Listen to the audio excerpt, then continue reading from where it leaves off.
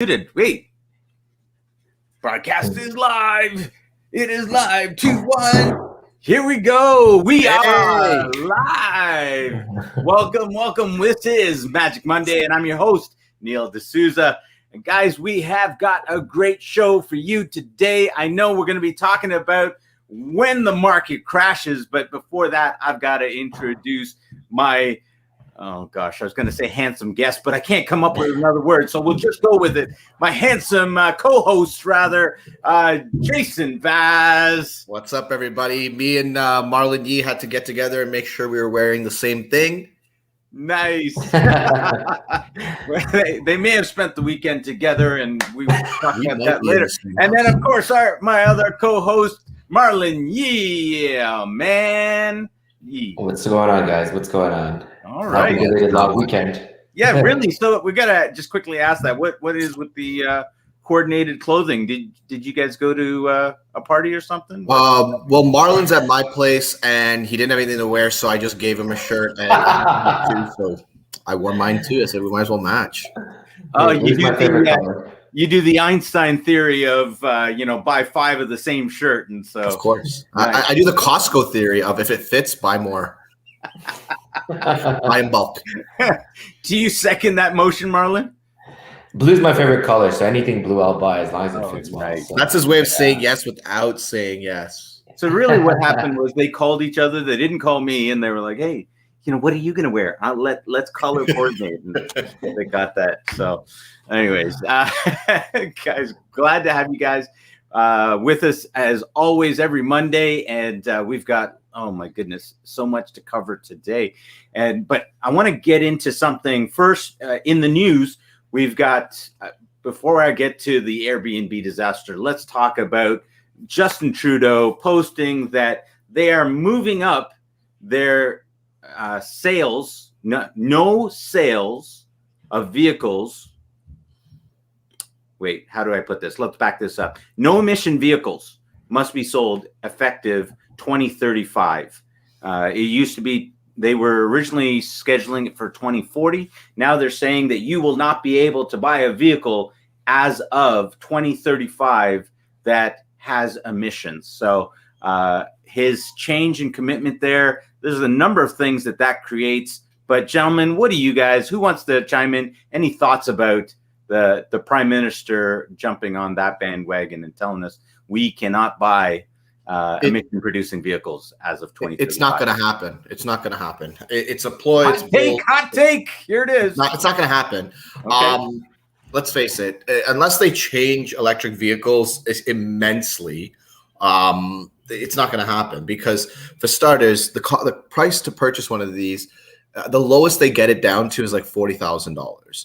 Now, the average Canadian, a $40,000 car is quite expensive. You got families there that might be driving a $5,000 car, and that's within their budget. But there is nothing in the electric space that exists at that price point. It just doesn't matter. The other thing is, secondly, these things, if you've ever driven in an electric vehicle, they have big issues with their AC. So the comfort is just terrible. And secondly, if you have long hauls that you need to drive, you're charging, it takes 1 hour. Like, think about the times where you're late for an appointment and you're like, hey, let me just quickly throw in some gas and then I'll get there. You don't have that option with these. These things is if you can do a quick charge, but the quick charge is still 20 to 30 minutes. So we need to have these things fixed before we start saying we're banning, old faithful, old reliable. I don't think it's going to happen. I think it's a ploy. I think it's just more of it's a nice sentiment for him to impress his friends at the G7 and the G20, his friends at the UN, because he doesn't care about Canadians. He cares about those guys, though.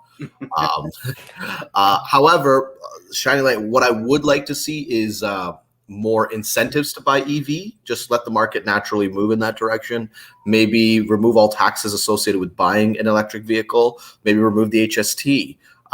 Maybe allow me as a realtor to write off 100% of my EV expenses, as opposed to my car where I can only write off the amount that I'm using to drive for work. So for example, I can't write off fuel that it takes for me to drive from my house to my office. However, I can write off the fuel it takes for me to drive from my office to a showing. So maybe if they just change the tax code. Don't worry about EV. Like it's naturally going to take over if you force it. The way I look at EV, it's like farts. If you have to force it, it's probably poop. Stinky situation either way. Marlon, matching mortgages. What do you got on that? I think Jason covered most of it. Like I think it's mostly optics. You know, EVs here to stay. EVs coming. There's lots of competition coming for Tesla. You know, interesting that Jason said, you know, there are some reliability issues. I actually met a mechanic on the weekend, and they do a lot of work for insurance companies. And he was telling me that the Teslas aren't that well made, to be honest, and that there's tons of issues and to get service and all that. So like Jason said, I mean, it's probably not going to happen by then. It would be nice to see some tax incentives for sure. But I think this is just all a ploy for, you know, elections, for, you know, global optics, whatever it may be. Not newsworthy. Okay, well, here's what I would say about it, and the reason that it sparked it for me is that for the Prime Minister to go out and put that out there, I'm always looking at what's behind these things. And so one of the things that jumped out at me is, all right, that's a way for him to stimulate the economy in a different direction, right? To start pushing on people having to buy different vehicles, electric vehicles, right? And you know, we obviously agree that it's going to take a serious amount of time to be able to make that sort of shift. Whether they're able to do it or not is a great question there, Jason. And but for me, I'm looking at behind it, like thinking of, okay, how many other industries does that affect? Once upon a time, we didn't have child safety seats, right? And then they brought those laws into effect, and slowly over time, they made it that you had to have child seats. And what did that do for that industry? Well, if you had a company that produced child seats, then, you know, obviously those businesses did well. And so I'm just looking at it. I thought it was really interesting from that standpoint, from an investment standpoint, an investor standpoint. What kind of changes will we see in the industry as a result? If the government's pushing it, if they're giving tax incentives, like Jason said, if they're doing rebates, if they're doing all these things, finding ways to stimulate the economy and printing more money. But we'll talk more about printing money when we talk about when the market crashes. All right, now we got to talk about the real disaster that we heard about here. Well, no, I'm sorry, I shouldn't say real disaster, because there are real disasters going on in the world. But the disaster that happened in Hamilton with Airbnb. My goodness. Okay, let me just give you guys the hot take on this. So guests reserved an Airbnb in Hamilton for 2 weeks. They paid for it. And then as it was coming to completion, they requested an additional 4 days from the homeowners. Now, what happened? They didn't pay. And they're still there, and they're refusing to pay. So, of course, what the homeowners do, they said, we're going to go to Hamilton Police and have them removed.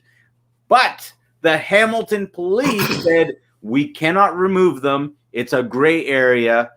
You're going to have to take this to court. And they told them that they are not allowed to change the locks on the property. So these people are living in the owner's home without paying anything on the Airbnb. Airbnb has, the only thing they've been able to do so far is suspend the account of the guests. Hot take. Yeah, so I'll jump in on that. I've dealt, like, I love Airbnb. I use their services probably about 6 times a year. Absolutely love it. I think it's a phenomenal service. I think it protects the consumer from overpriced hotel stays. Phenomenal product. However, I find a lot of people see Airbnb as, oh my God, this is a way I can make quick money. And there's the people that do it right and the people that do it wrong. I didn't look into this particular one in full detail. The article only gives you so much information. However, I'm very quick and safe to assume that these guys did it the wrong way. Why I say that is we always recommend our clients that are looking to build a vacation rental, make sure it is a vacation rental. Don't be buying a random house and saying, hey, I'm just going to throw it on Airbnb. I know that was very popular in Toronto for condos. Understandable. But if you are going to do it, make sure you have an electronic lock. This is something that we recommend to everybody. And you put that in the agreement from the beginning, saying, hey, we're going to give you a code. Code is going to allow you access to go in and out of the property during your agreed stay. Now, at 11 after checkout, that code will change and that lock you will not be able to get in. All right. The tech exists there, and literally from the tip of your cell phone, a landlord can control this. Costs you about $300, and it's money well spent, because in this particular incident, they would have been able to cancel these people from going re-entering the property had they spent that $300. My guess is they're a little too cheap, and now they're paying for it. Second thing is, somebody's asking for an extension, tell them to book it through the site. In this instance, they did not book it through the site. In fact, they just called the owner directly saying, hey, can we stay for a couple more days?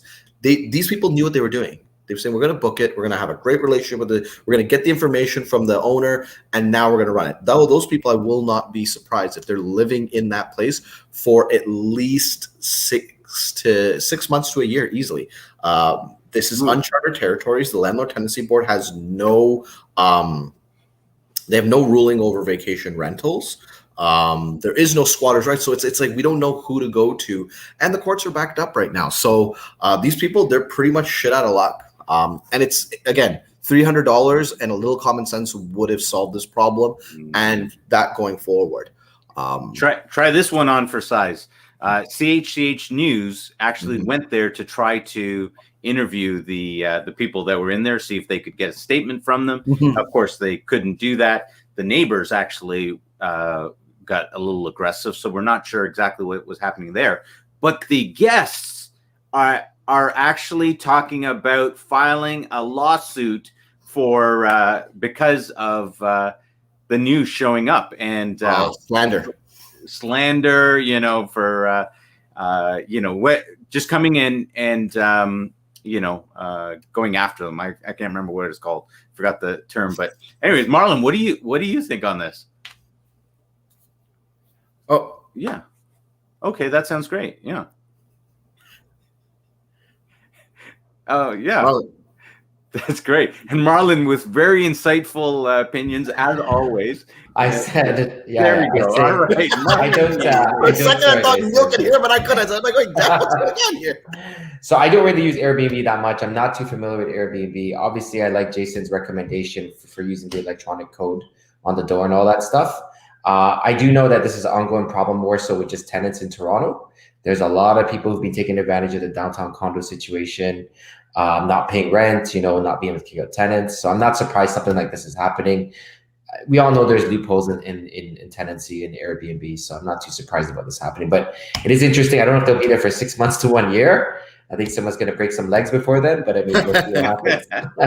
Oh my goodness, Marlon, let me tell you, I've had people telling me to, you know, send some guys over, cut off the electricity, cut off the water, you know, start playing loud music. And then that was a good one. Play loud music until the neighbors complain. And when the police show up, you know, let them show that it's those people that are there. Let them get in trouble. So, anyways, I don't know. All sorts of wonderful responses for how people think that you should respond in this situation. But I'll say this, and I think Marlon, you know, you've got a really good point when it comes to the electronic locks and making sure that that booking is done in advance, because by just a little shift, just by them agreeing to give them an extension and them not making that payment, it entered into this gray area of, are they now tenants? And for the police, and the police are saying, we're handcuffed. You've got to take that to court. And as we know, immediately that it may take 6 months for the courts to say, no, this is not a tenancy issue. And that you guys aren't allowed to be there. In which time these people have been without that income. They've had to, you know, deal with these guests staying there for free for that entire time. So, yeah, absolutely, this could be a really expensive lesson for them to learn. And so, for those of you that are watching, if you've got an Airbnb, some simple things that you can do, and never, if it's a business, treat it like a business. you're not gonna, if you're running a business, you're not gonna let someone come in and take a look at your safe or take a look at the vault and show, oh yeah, here's where we keep our money. You keep it behind locked doors. You keep them out in the storefront. So make sure you treat it like a business. Anything else you guys have to say about that? No. Yeah, pretty crazy. If you've got any great solutions to this, we'd love to hear them. Again, this is a gray area because on top of the Hamilton police saying that they're not going to go in and remove these people, they're actually telling the homeowners that they can be arrested if they change the locks. So the homeowners are in a bit of a pickle. So, without further ado, we're going to get to our main topic of today, which is we're going to be talking about, when the market crashes. Now, what to do when the real estate market crashes is really what we want to get to. But before we kind of go down, let's talk about a couple of things around market crashes and before we get into it, because it's a really big topic. And so I want to go to you, Marlon, first and talk about, with regards to interest rates and mortgages, do you see some major input there of either mortgages going lower or going higher, that things that could trigger market crashes? What do you think on that? Well, I mean, for sure we know rates are probably going to go higher. The forecast is that it's going to go higher next year. But again, we don't know exactly when. It all depends on, what's going on with the vaccine. Variant X, variant this, all these different stuff going on. Delta Plus, yeah, that's the name I was looking for there. But I mean, the reality is, I ran some math, even if the rates go up, say 1%, that will have an effect on affordability, right? Your affordability, meaning what you're going to qualify for, is going to drop.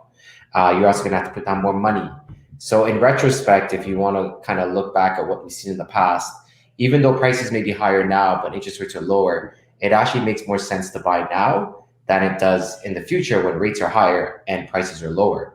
And I think that's what we've kind of seen in the last 6 to 8 months, is that, the market's been so hot because all this demand that was coming from the future now looked here and said, hey, this is a great opportunity to buy. Mm-hmm. So will there be a crash? I don't foresee a crash right now, at least. I mean, there has to be a correction at some point. But I mean, if things continue to go well with the vaccine rollout, the global economy reopening, the government's already stated they're increasing immigration numbers. We know immigrants come here. The first thing they do is rent in the first 3 years and then buy. And the type of immigrants that come to Canada are well-educated. They have decent income, decent qualifications. So all these are supporting factors. I just don't see a crash happening in the immediate future, at least. Okay, so you're saying when it comes to, because we know that interest rates can have a major effect on the real estate market, and you're saying, first of all, you don't expect that interest rates are going to go lower, but you're actually expecting they're probably going to go higher at some point. We don't know exactly when, but you don't think that that's going to trigger a real estate crash. No, I don't think it's going to trigger real estate unless the rates go up significantly, and I just can't see them rising that quickly. Just because of all the government intervention. Maybe if it was more of a free market model. I mean, I know we are a free market, but there's heavy government influence in what's being done right now. Okay. So I mean, if the rate shot up 2%, sure, that would be crazy. Obviously you'd see prices adjust really quickly, but something of a 1% increase over the next year and a half, I think the market can easily absorb that. You got to remember, we also have a mortgage stress test that's been stressing everybody out at 5.25%, 4.79.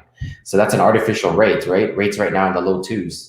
So an increase to the 3 percentiles is not much, but I mean, pushing up to 2% and more, we're above the stress test, then I think you'd start to see some major price reductions and price adjustments and budgetary adjustments for everyone. Mm-hmm. Okay. All right. So, Jason, all right. So if we're not talking about interest rates, what about, buyer fatigue? Does that kind of stuff play into to market? Buyer fatigue will never create a crash. Okay. So just so our viewers understand, buyer fatigue is when we saw 3 waves of buyer fatigue in this market. What happens is with buyer fatigue, you find when people are in multiple offers, eventually buyers say, forget it, I can never get anything. And they pull back a little bit. in every multiple offer situation where you've got 10 to 12 offers, there's at least 2 or 3 of buyers that just remove themselves from the market. It's a yo-yo move. They usually go away and then they come back maybe a month or 2 later. However, if you have a large enough amount of them all doing it at the same time, you will see a pullback in the market. And we saw that a couple of times. I would say that a lot of them were doing it like, hey, the prices are going too high. Maybe we'll hold back a bit. And then they saw, hey, they're still stable, so they jump back in. Yeah. Now, what does that tell you? People are testing the market. They have faith in it, but they want to make sure everyone has faith in it. It's been tested a couple of times this year, and it's still holding fairly strong.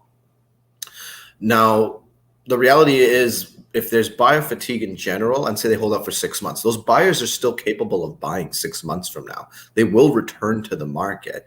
But because of just the nature of it, it'll never bring prices down. It'll stop them from growing, but it won't bring them down. So that's what, in regards to buyer fatigue, that can't crash market. Yeah. If you want to talk about what can crash the market, I'll be happy to jump into that. Yeah. Give me a second. Well, one of the things that I think that when we talk about when the market crashes or what to do when a real estate market crashes, I fully expect that the market is going to crash, but not in the way that most people are expecting. Most people are thinking along the lines of the Great Depression, and then the markets crashed and prices came down, and no one could sell a property because no one had any cash. And that would be called a deflationary crash. Mm-hmm. And what I believe that we're going to see, and we are even seeing right now in certain places, is an inflationary crash, meaning prices are going up so much that there's not enough people's incomes that are going to be able to keep up with it. And so what you're seeing is that those prices can't go to the levels that people were expecting or what they were expecting to sell it. The people that I see affected by that are people like flippers who, they're buying properties and they're putting X amount of dollars into it, and they just expect to be able to sell it for X amount more, and then are finding out that they're not going to be able to do that. And here's the big fallacy that I think when it comes to real estate crashes. And if 2008 didn't show this, you need to go look at the data, because it did. And that is that real estate is regional and local. You can see some major changes happening in one part of the country and absolutely nothing happening in another part of the country. For instance, some of the local towns in Ontario have been skyrocketing, but there comes a point where, okay, there's just not any more movement in some of these locations. And so as a result, if you're looking to sell at that point in time, what do you do, right? Whereas in hot markets or large markets like Toronto, you're always going to see a steady flow of properties going up and down and selling and being bought. Any thoughts on any of that, guys? I think we're all in agreement on that. That's just that's just the simple cycles of real estate. Yeah. And I do think people misinterpret the data. A lot of them do look at what's the average cost of a house in Canada, which is skewed. Like where I live, a 3-bedroom single car garage home can go for about $1 million. Yeah. But you move that out to Welland in Ontario, you'll probably grab that for like $650. Yeah. Those are two very different prices. And the one in Welland is probably built a year ago. Mine, the one that I'm talking about, was probably built 32 years ago. Yeah, that's right. And the reality is we're taking those two things, grabbing the average and saying that's it, but that's not true. There is everything is relative. Timmins, Ontario, great example. Middle of nowhere, 7 hours away from where I live today.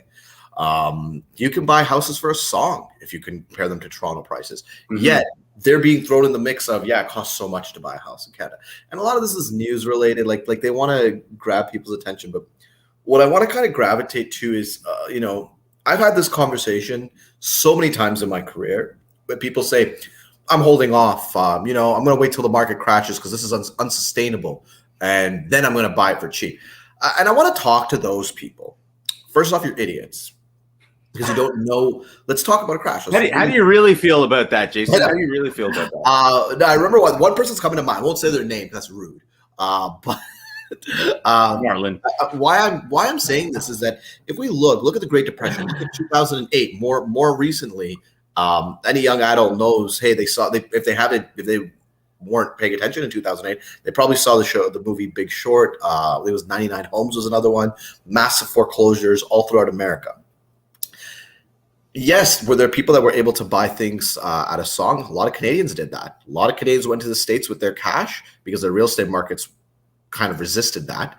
And they bought houses for a song for cash, though. That's the thing, cash. How much cash do you have? Because when 2008 happened, nobody could get a mortgage. And they were appraising properties well below what you were willing to pay for them. I'll give you an example in Philadelphia. All right. The houses down there you could buy for $60,000. Sounds attractive. All right. Except for the fact that they were appraised at $11,000, which means if you want to buy it, you had to pay cash. Mm-hmm. You had to pay massive insurance. You had to get a whole bunch of safety things done. By the time you were said and done, out of pocket, it was like $75,000. Now, this sounds like a lot of money right now. It doesn't sound like much money right now because that's like a half of someone's down payment these days. But we got to go back to like 2010 and ask yourself, did you have that liquidity in 2010? Moving it today, $300,000 sounds like a deal. If you could buy a 3-bedroom home in Durham region, York region, Peel region, even in Toronto, we would be like salivating at that.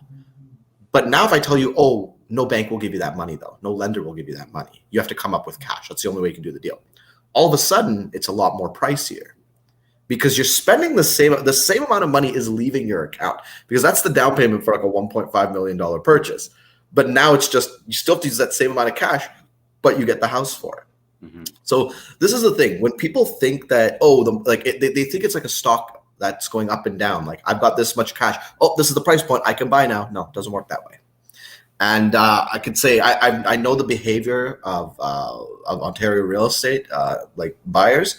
The minute they see something at a discount, they jump at it and they push that price right back up. Right. Well, I think here's something interesting, because first of all, we know that markets do crash roughly every 10 years. Now, they don't look anything like what people expect them to look like, because if they did, they would have bought stuff last year. Mm-hmm.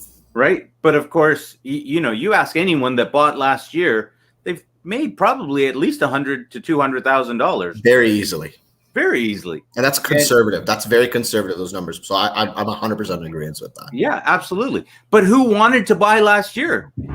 Most people were scared, figuring out the end of the world is coming. Exactly. We've got a global pandemic happening, which, in all fairness, first time in the history of the world that we had a global pandemic that recorded anyways.